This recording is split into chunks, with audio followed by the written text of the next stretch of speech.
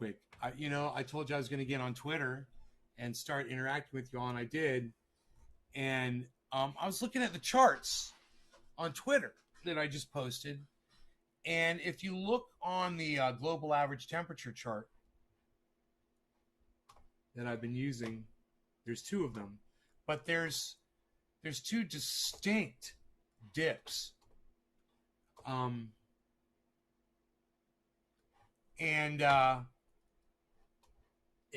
you notice when you look at the chart here, I'll show you.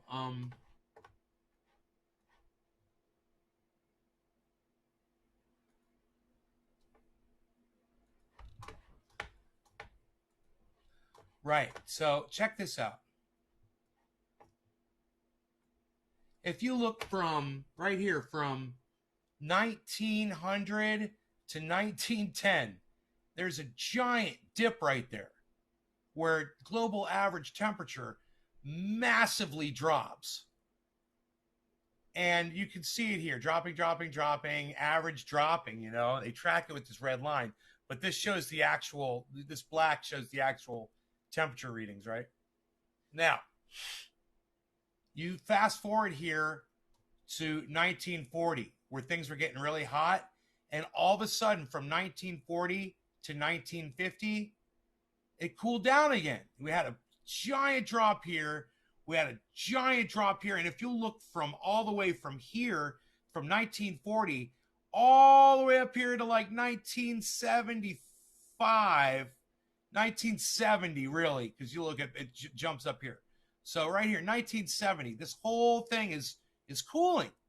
And so I saw that and I was like, wait, now, if this is true, then what accounted for these two dips? It had to be explainable. It had to be something that I could just ask Guy McPherson. I was like, yeah, maybe I could ask Guy McPherson about that.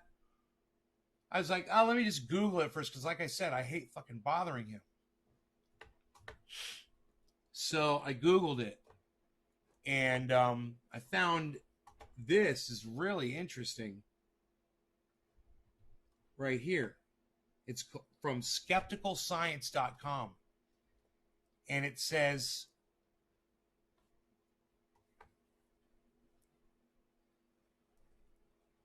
so what caused the cooling period that interrupted the overall trend in the middle of the century?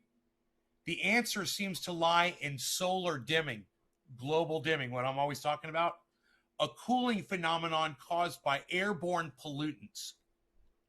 The main culprit is likely to have been an increase in sulfate aerosols, aerosol masking effect, guys, which reflect incoming solar energy back into space and lead to cooling. This increase was the result of two sets of events. Industrial activities picked up following the Second World War. This, in the absence of pollution control measures, led to a rise in aerosols in the lower atmosphere, the troposphere.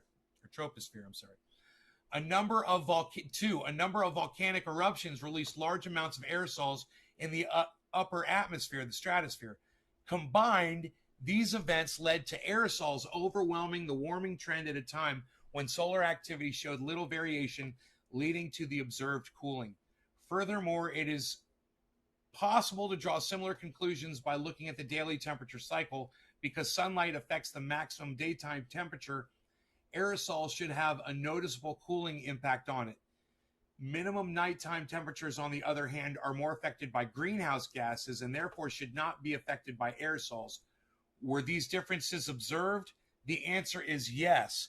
The maximum daytime temperatures fell during this period, but minimum nighttime temperatures carried on rising.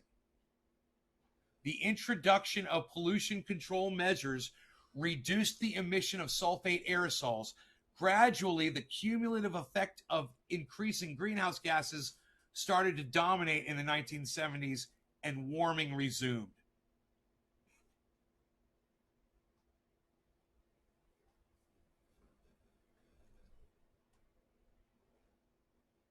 That's interesting, huh?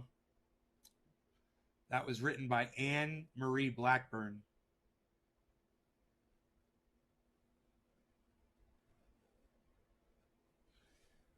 You know, I really like when I read something and you don't find a lot of data on global dimming anywhere on the internet. It's very hush hush.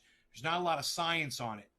I like when I find something that just makes common sense. It's just common sense shit. That's every single person that I just read that to. You all can basically understand what that person was trying to tell you. It's just very common, easy to understand. I could just figure that out.